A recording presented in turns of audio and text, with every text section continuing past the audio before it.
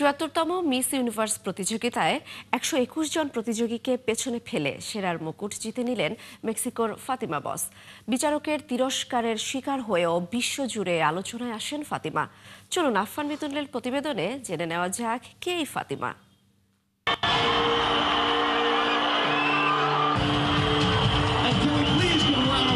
ফাতিমা বস ২০০০ সালের ১৯ মে মেক্সিকোর তাবাস্কোর ভিলা হেরমোসাতে জন্মগ্রহণ করেন।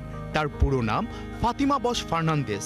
মাত্র ৬ বছর বয়সে কঠিন বাস্তবতার মুখোমুখি হন ফাতিমা।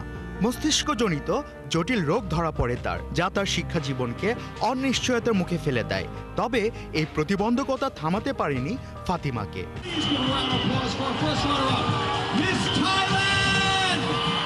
১৬ বছর বয়সে ফাতিমা উচ্চশিক্ষার জন্য মার্কিন যুক্তরাষ্ট্রের ভারমন্টে পাড়ি জমান।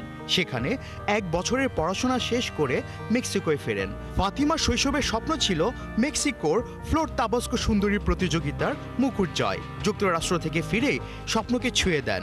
মাত্র ১৭ বছর বয়সে ফ্লোর তাবাস্কো পুরস্কার জিতে নেন।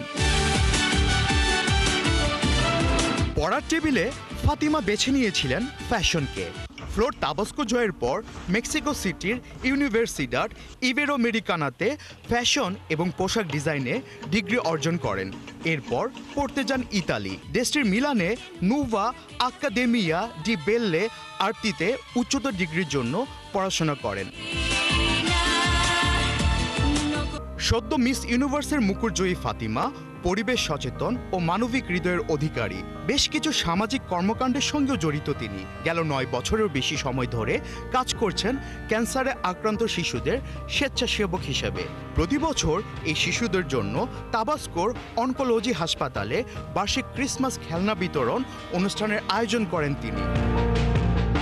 ফাতিমার সামাজিক উদ্যোগের মধ্যে রয়েছে রোটা মোনার্কা এবং কোরাজন মিগ্রান্তে।